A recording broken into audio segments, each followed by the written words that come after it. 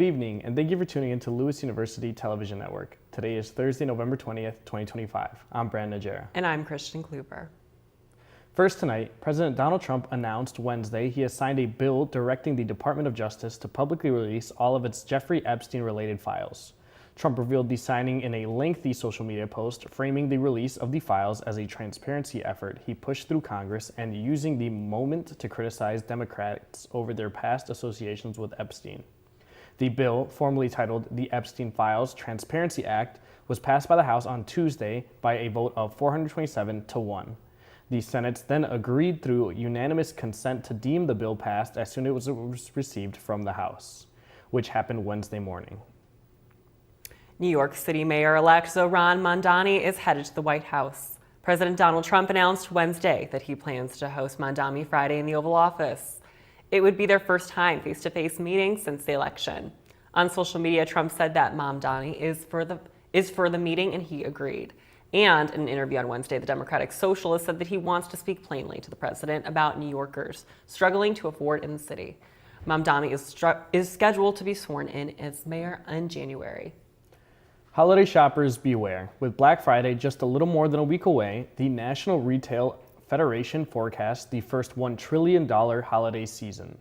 Popular holiday gifts like toys, apparel, and electronics are among the most imported and most impacted by tariffs. When shopping, check tags and labels to see where a product is made. And if you're shopping online this holiday season, check where your item is shipping from so you aren't surprised at checkout. Tensions between the United States and Venezuela are rising. We're getting a look at military drills the U.S. is holding in Trinidad and Tobago in the Caribbean. The two nations started 5 days ago with the drills on Sunday. It comes amid the U.S. tensions with Venezuela, which is a few miles away from the Twin Island nation.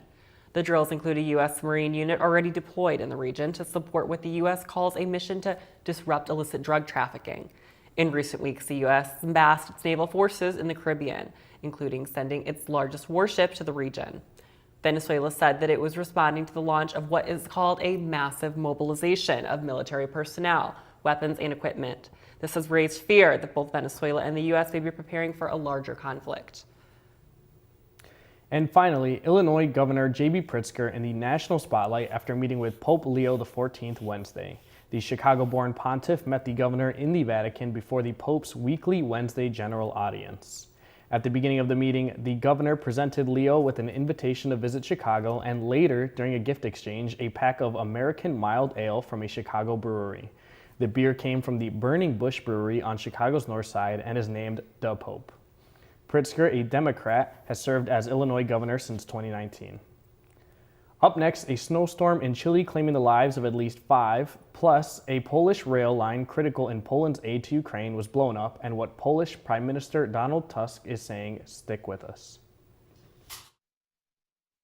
It is a new day for jobs and careers, and the skills needed to compete are rapidly changing. This is why more students are choosing Lewis University. Lewis prepares you for emerging opportunities in some of the most highly sought after fields. Higher education is the most crucial investment you can make in your future. Lewis provides you with a lasting education that will launch you toward success today and strong growing careers of tomorrow. Begin an education that will pay dividends for a lifetime. Learn more at lewisu.edu. For over 50 years, WLRA has been on air showcasing countless students. As the first all-digital college radio station, Lewis University students are given access to industry-leading equipment. Equipment that commercial stations utilize, equipment that creates, and equipment that brings radio to life. I like WLRA because it gives me the opportunity to get experience with news broadcasting and working with radio. Stop by De La Salle 210 or at WLRA Radio to get started on your radio career. There's so many rewards in life. You coming into our home was one of the greatest rewards we could have ever had. You know, it took 20 years, and I got my third child, who was 17 at the time. It's so cool to watch the adult that you've become, and you really have done as much for us as you think we've done for you.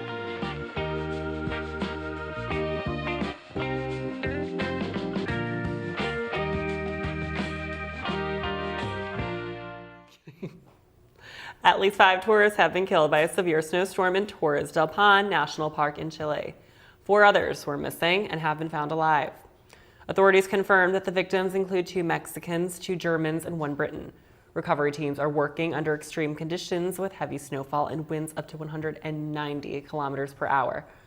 Parts of the park have been closed, and officials say that the group was trekking without a guide and became lost near the remote Los Perros camp. Rescue and recovery operations continue as authorities work to retrieve the bodies and secure the area. A convicted murderer in Australia is headed to the High Court of the state of Victoria, but he is not fighting his life sentence. 54-year-old Andre McKinney is suing because he is not allowed to eat Vegemite in prison. The salty brown food spread is a byproduct of brewing beer and is considered a staple in Australian households. Vegemite has been banned from prisons in the state of Victoria since 2006 because it's believed to interfere with drug-sniffing dogs finding contraband. McKinney, in his legal fight, insists he has rights, in his own words, to enjoy his culture as an Australian. There was no immediate comment from the Victoria Corrections Agency or other officials. Also tonight, more than 100 monkeys are rescued in Thailand in 2 separate busts on the same day. 81 of the long-tailed monkeys were found in a car, and 2 suspects used to lead to police on a chase near Cambodia. There was also methamphetamine in the vehicle as well. Police arrested both men. Also, 62 of the same type of monkeys were found in baskets hidden near a sugarcane field. Long-tailed monkeys are endangered, and there is a black market for them because of their DNA, which makes them valuable for drug testing. The rescued monkeys are being cared for at a wildlife center. A railway line between Warsaw and Lublin has been destroyed in what Polish Prime Minister Donald Tusk calls an unprecedented act of sabotage. The track is a critical route for transporting aid to Ukraine. Officials say an explosive device detonated on Sunday, damaging the line. No injuries were reported. Additional damage was found further down the track. Tusk says the attack directly targeted Poland's security and vowed to catch the perpetrators, though authorities have not identified who is responsible. The incident comes amid a series of sabotage fears across Europe. Multiple countries have reported airspace violations and disruptions they attribute to Russia. The EU has recently tightened visa rules for Russian nationals, citing security concerns. Poland's International Security Agency, police, prosecutors, and railway authorities are actively investigating the explosion. The investigation continues as Poland seeks to secure its critical infrastructure amid rising tensions across Europe. Israel has carried out multiple strikes in several areas in Gaza on Wednesday, killing at least 25 Palestinians, including at least 3 children. According to health officials, at least 77 others were injured in the strikes. The civil defense said that the deadliest Israeli strike took place in Zaytun area in the east of Gaza, where it targeted a religious endowment, WAQF buildings, killing 10 people, including a woman and a child. At least one strike hit an area west of Khan Yunis, targeting a group of civilians inside the UNRWA club west of Khan Yunis. UNRWA is the United Nations Relief Works Agency for Palestinian refugees in the Near East. And the Israel Defense Forces said that it carried out several strikes across Gaza, claiming that it hit Hamas targets on Wednesday. Next, your local news. Stay with us.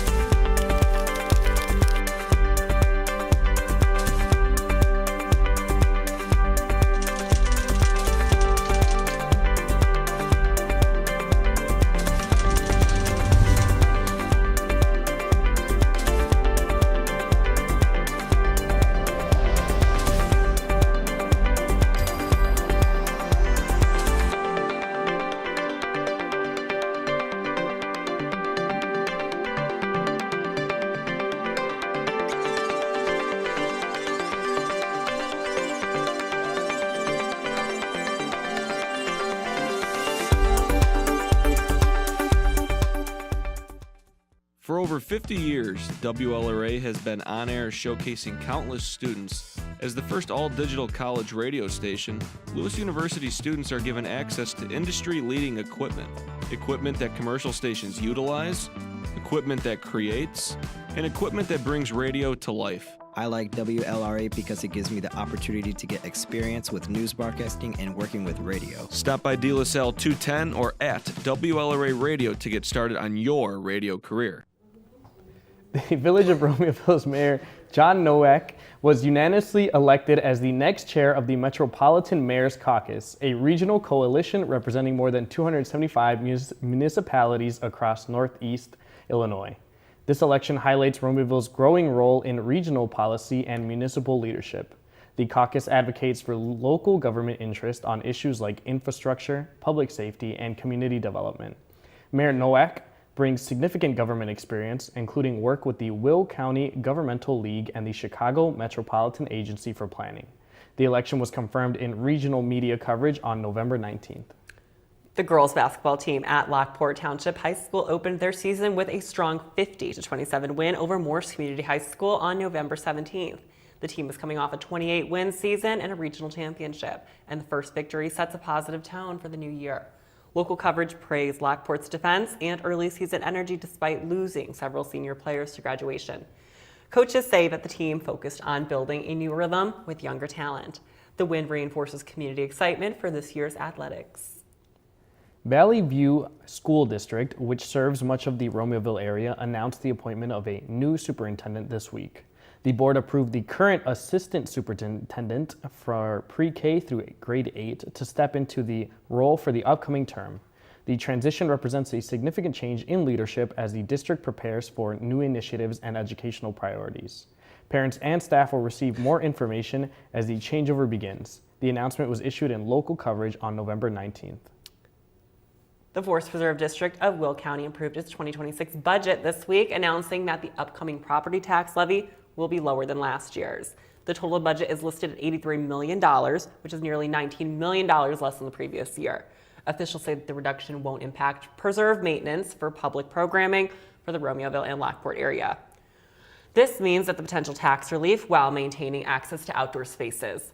The update was shared through local news channels this week.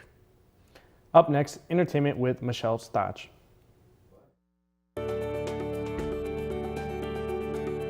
The Ray Strong Foundation was created about 4 years ago. It came after, as a couple, we had our first child. She was born at 24 weeks. She weighed 1 pound, 12 ounces. Then she proceeded to spend another 4 months in the NICU. That was the time that she should have been growing in the womb. During the 4 months, we visited her daily and we got to sit down with the doctors and the nurses, and the amount of medical knowledge and what they can do to make sure that your child survives is amazing. And just the experience, it was nothing we could have ever been prepared for. So emotionally, we became very tied to the micro-preemie world. And that was when we decided to create a foundation with the goal of trying to give thanks back to the NICUs, the nurses, and then also provide any sort of emotional or financial help to other families that might experience what we went through. We've had the opportunity to host over 40 events, celebrating micro-preemies, fundraising, and bringing awareness to micro-preemies and their families. When you get a chance, check us out on Instagram, Facebook, or our website at raystrong.org. Donate, and thanks again for all the support. Thank you.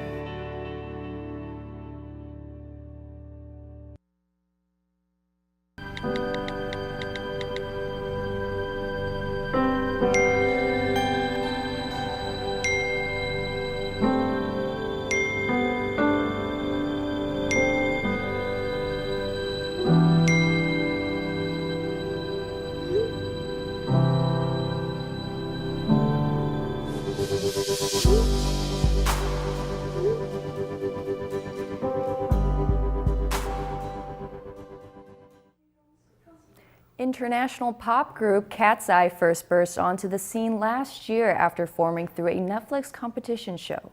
Since then, they've gone viral with hits like Gnarly and Touch, blending their diverse backgrounds with inspiration from K-pop and iconic girl groups. Their creative director, Humberto Leon, says the group's power comes from celebrating each member's individuality while creating a unified style.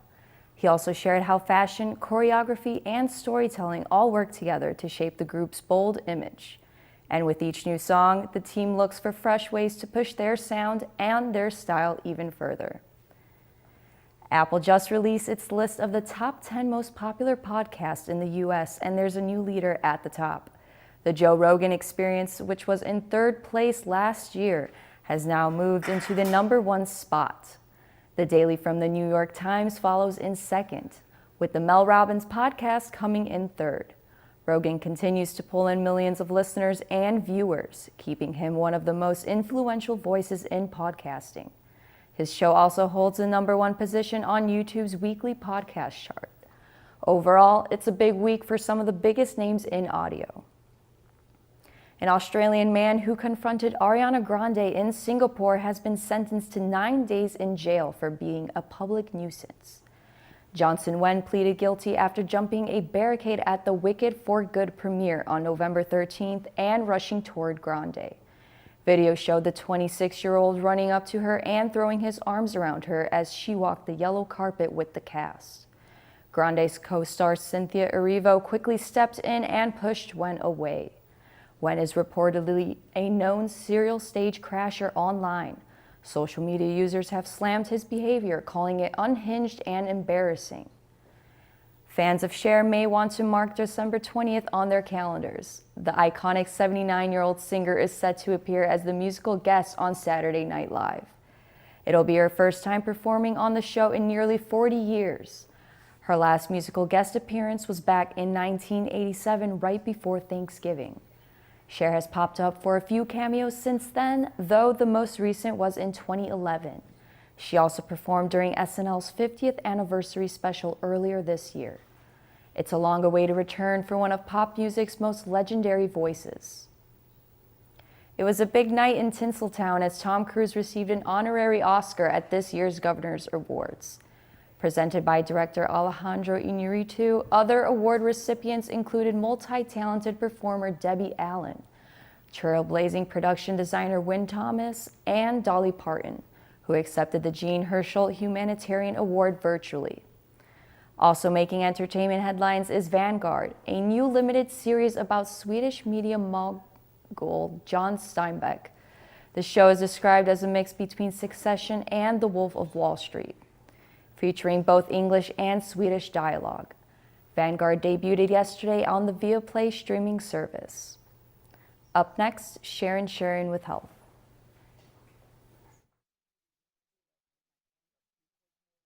One of the greatest rewards we could have ever had. You know, it took 20 years and I got my third child who was 17 at the time. It's so cool to watch the adult that you've become, and you really have done as much for us as you think we've done for you.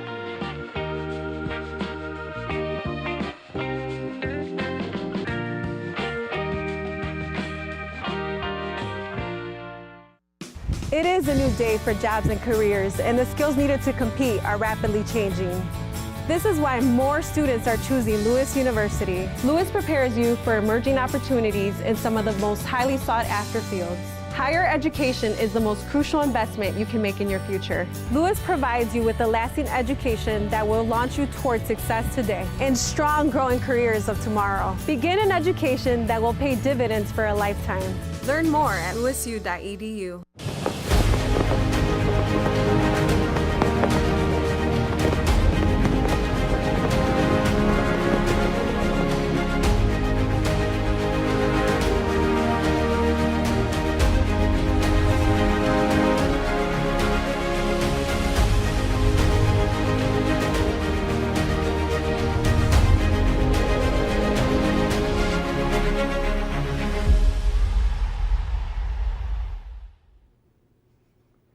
The number of botulism cases linked to a recalled infant formula has increased.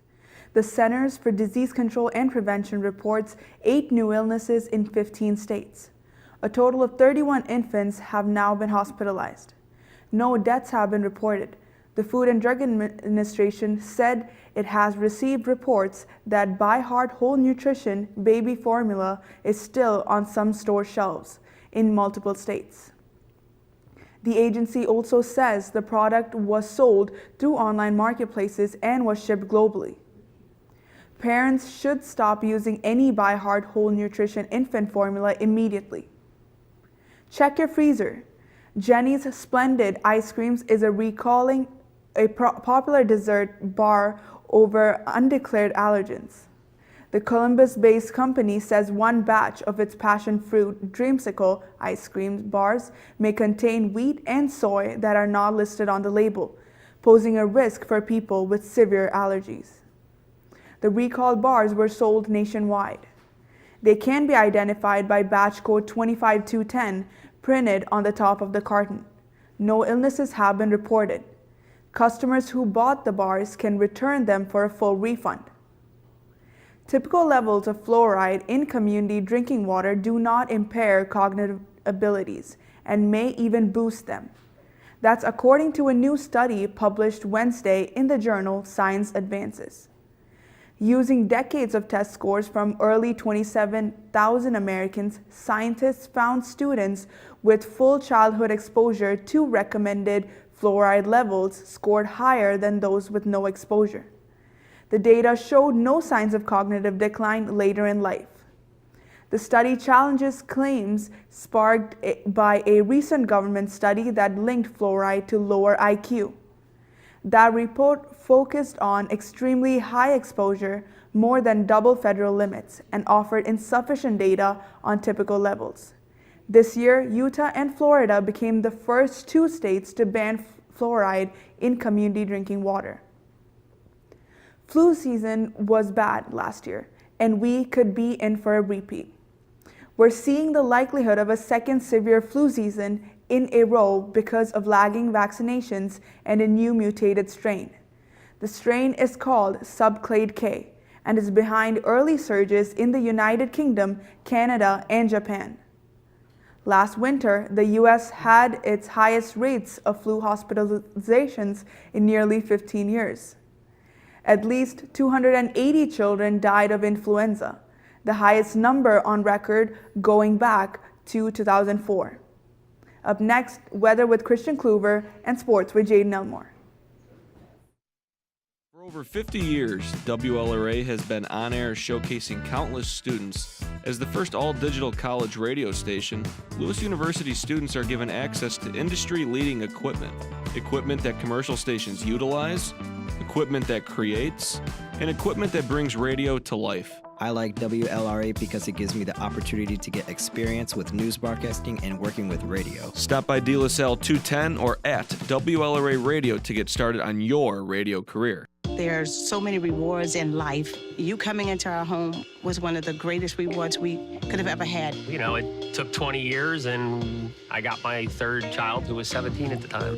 It's so cool to watch the adult that you've become, and you really have done as much for us as you think we've done for you.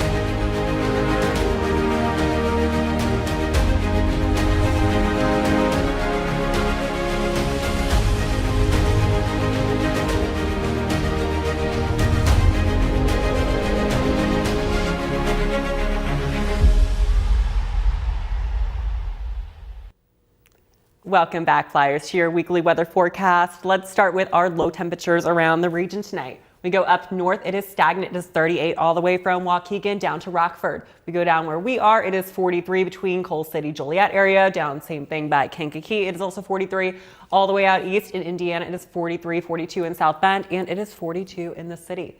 Tonight's high, same thing, pretty stagnant all over. When you go up north, 48 in Rockford, 47 in Waukegan. In the city, we're going to be sitting at 48. Down where we are between that Cicero, Joliet region is going to be 49, teetering to 47. All the way out in Indiana, 46 in Valparaiso, 45 in LaPorte, and 44 in South Bend. Now we look at our radar tonight. We do see some severe weather coming in towards us. We do have some yellow and some red that is going to brush over us all the way out to Toronto area. After that, though, we should pretty much be in the clear. Temperature changes tonight. These are over the last 24 hours. There was a 5-degree change out in Rockford. Down where we are in Joliet, it was also a 5-degree change. In the city, it was 4 degrees. Out in Indiana, a little bit less, 2 in LaPorte, 1 in South Bend. We take a look at our 7-day forecast for this week. It is going to be cloudy today and tomorrow. 49 is our high today, 48 is our high tomorrow. However, we will get a little bit of sunshine around the weekend. It's going to be partly cloudy Saturday and Sunday. 53 is going to be our high on Saturday. 55 is going to be our high on Sunday. And then we get into the week, a little bit of rain is going to be on Monday. 57 is going to be the high. Tuesday and Wednesday are going to be cloudy. A little bit of sunshine might pop out on Wednesday. 54 is going to be our high on Tuesday, and 41 is going to be our high on Wednesday. That is all for weather this week. We'll catch you next week. Until then, sports with Jaden Elmore. Springfield is set to make history as it hosts the debut season of the Women's Professional Baseball League beginning August 1st, 2026. Teams from Boston, New York, San Francisco, and Los Angeles will head to the capital city, where all games will be played at Robin Roberts Stadium for nearly 2 months. League leaders say choosing Springfield as a neutral central location ensures fans from across the Midwest, including St. Louis, Indianapolis, Chicago, and Milwaukee, can easily travel into the experience the first season. The city is already preparing for an economic boost, with more than 60 players and their families expected to need housing throughout the area. Players from over 10 countries, including Japan, South Korea, Mexico, and Canada, will compete, bringing some of the world's top women's baseball talent to Springfield. Both organizers and athletes say they're excited to launch this new chapter for women's professional sports right in the heart of Illinois. The Lewis University's women's volleyball team is postseason bound once again after a 3-2 win over Southwest Baptist, securing the program's 35th all-time trip to the playoffs. The Flyers now turn their attention to top-seeded Missouri's St. Louis, with the two teams set to face off in the first round of the GLVC Championship on November 21st at 11:30 a.m. This year's tournament runs November 21st through the 23rd at the Williamsville High School Fieldhouse, where Lewis will look to defend its streak of 4 straight GLVC titles. Earlier this season, UMSL edged Lewis 3-2 in Romeoville, despite strong performances from Ann Kelly Velkov, Lily King, and Kenzie Lilly.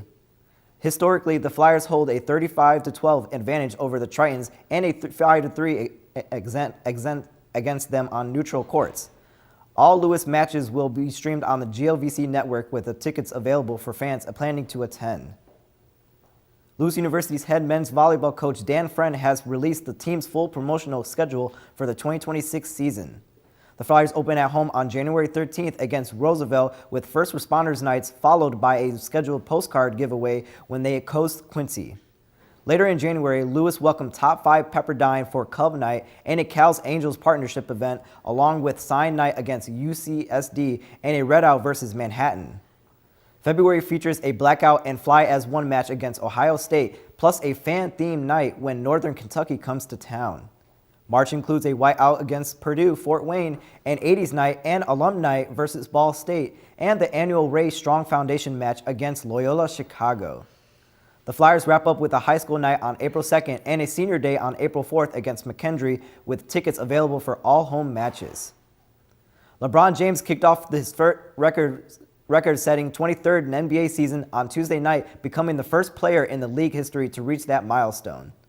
The NBA's all-time leading scorer returned to action for the Lakers after sitting out the first 14 games because of sciatica, a nerve condition that sent sharp pain down his leg.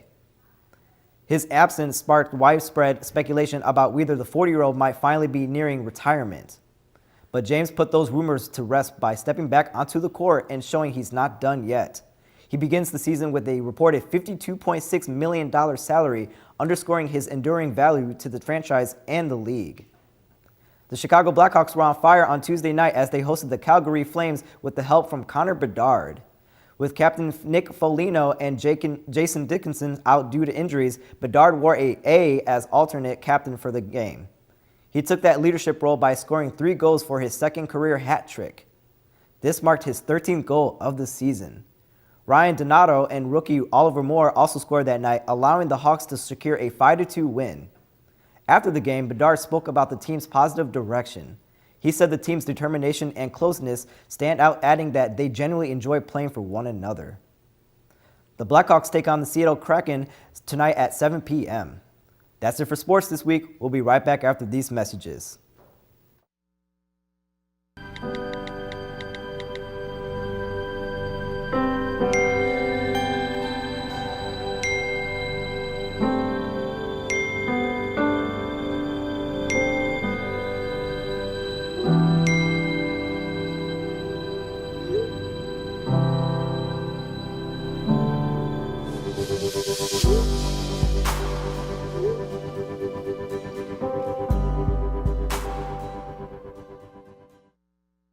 It is a new day for jobs and careers, and the skills needed to compete are rapidly changing. This is why more students are choosing Lewis University. Lewis prepares you for emerging opportunities in some of the most highly sought after fields. Higher education is the most crucial investment you can make in your future. Lewis provides you with a lasting education that will launch you towards success today and strong growing careers of tomorrow. Begin an education that will pay dividends for a lifetime. Learn more at lewisu.edu. There's so many rewards in life. You coming into our home was one of the greatest rewards we could have ever had. You know, it took 20 years, and I got my third child, who was 17 at the time. It's so cool to watch the adult that you've become, and you really have done as much for us as you think we've done for you.